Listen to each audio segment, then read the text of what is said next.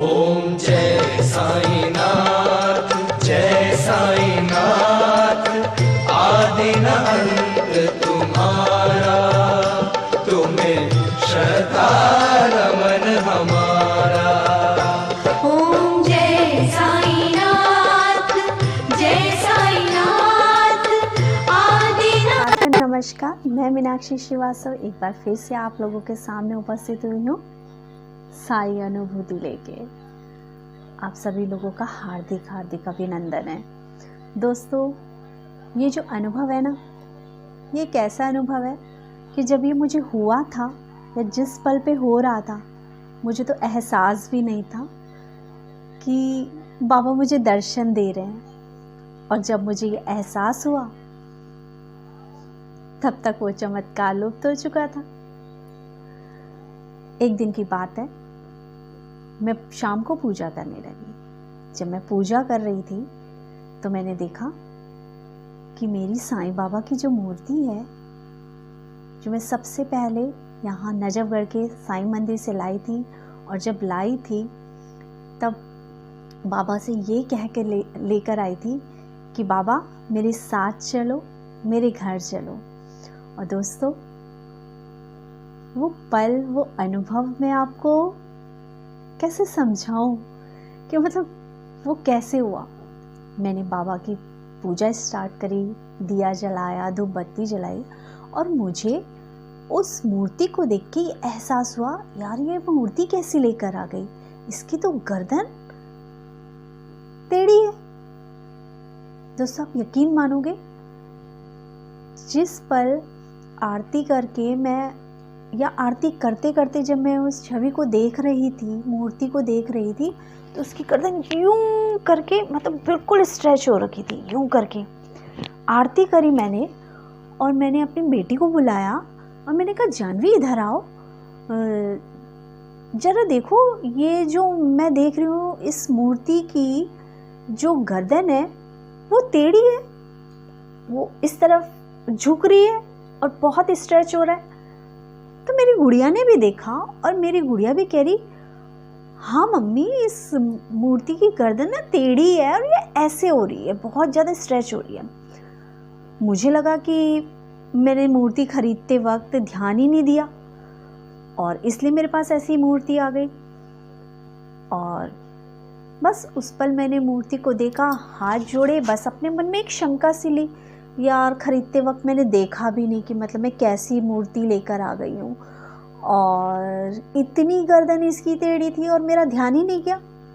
बस मैंने हाथ जोड़े पूजा के बाद और देखा, फिर मन में अजीब सा, मतलब होता है ना कि जब आप कोई चीज़ बहुत मन से लाओ और उसमें कोई कमी निकल जाए तो आपको बहुत बुरी वाली फीलिंग होती है। तो मुझे वही फीलिंग हो रही थी। मैं गई और मैं जाके दूसरे कमरे में अपनी बैठ गई, मतलब वही टीवी चल रहा था, टीवी देख रही थी, लेकिन ध्यान सिर्फ यही था कि यार मूर्ति की गर्दन इतनी टेढ़ी कैसे थी, और मेरा ध्यान ही नहीं गया। उसके बाद बस मैं अपना काम वाम करने लगी, सब कुछ, मतलब जैसे शाम का जैसे खाना वाना बनाना होता है, यही सब कुछ कर रही थी। उसके बाद सुबह मैं फिर जैसे पूजा करते हैं, नहा धो के मैं पूजा करने लगी, और मैंने देखा मूर्ति की गर्दन बिल्कुल स्ट्रेट है, वो इतनी सी भी इधर नहीं है, इतनी सी भी उधर नहीं है। और उस पल दोस्तों, मेरे पैरों के नीचे से, बोलते ना जमीन निकल जाना, मेरे पैरों के नीचे से वो जमीन निकल गई, और मुझे लगा बाबा थे, बाबा मुझे दर्शन दे रहे थे।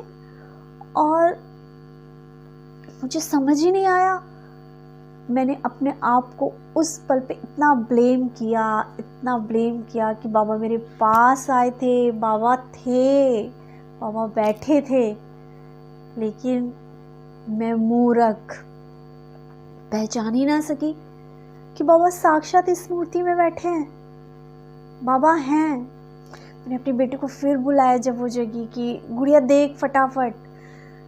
तो वो भी कह रही, हाँ मम्मी कि कल तो बिल्कुल स्ट्रेच हो रखा था ऐसे, और आज तो बिल्कुल सही है। दोस्तों, मेरे पास जब से वो छवि आई है या जब से वो मूर्ति आई है, मुझे 2-3 बार ऐसे ऐसे एहसास हुए ना कि बाबा साक्षात उस मूर्ति में बैठे हैं, साक्षात बाबा हैं। लेकिन कहते हैं ना, जब भगवान दर्शन देते हैं ना तो उस समय ना आपकी बुद्धि भ्रष्ट कर देते हैं और आपको पता भी नहीं चलता कि आपके सामने बाबा हैं और आप पहचान ही नहीं पाते हैं। और दोस्तों, यदि मुझे अगर वो पल या वो दिन याद आए ना, तो उस दिन मेरे नेक में इतना पेन था कि मतलब मेरी गर्दन ऐसे ऐसे नहीं हो रही थी। और बाबा जिन्हें मैं लेकर आई थी और बोलकर आई थी नजफगढ़ वाले मंदिर में कि बाबा मेरे साथ चलो, और बाबा मेरा वो पेन ले रहे थे अपने ऊपर। मेरे जैसे यहाँ दर्द हो रहा था ना, बाबा अपने ऊपर उस पेन को लेके बैठे थे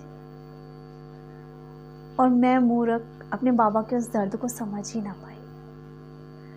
मुझे आज भी उस बात का बहुत अफसोस है दोस्तों कि बाबा सामने थे, पर मुझे एहसास ही नहीं हो पाया कि बाबा है। बाबा मेरे हर दुख में आते हैं, पता है, बाबा है। बाबा रियल में, बाबा चमत्कार करते हैं, बाबा पास होते हैं।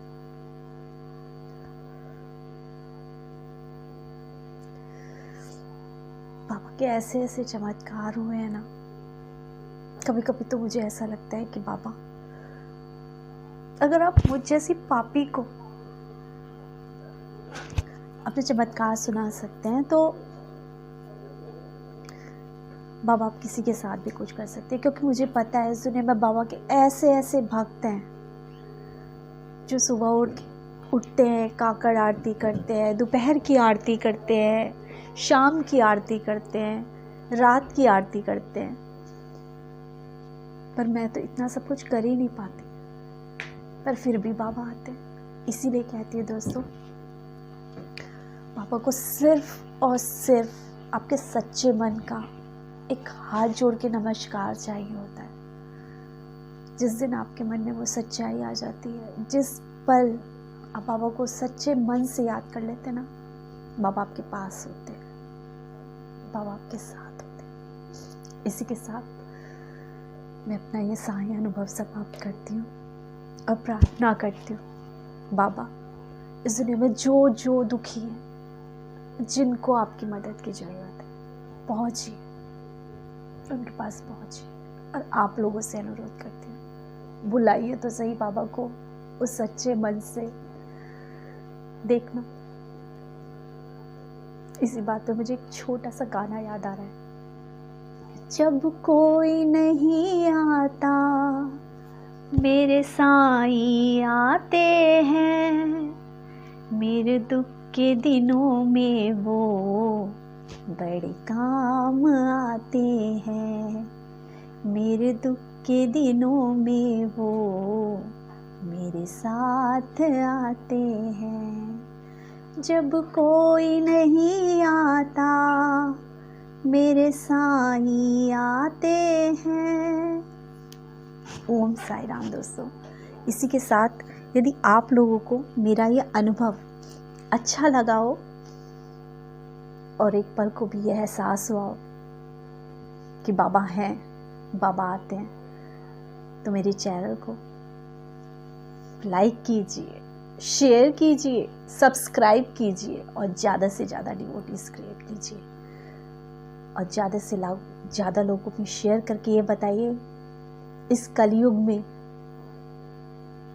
यदि कोई सच्चा भगवान है तो मेरे साईं हैं जो आते हैं, हर हाल में आते हैं।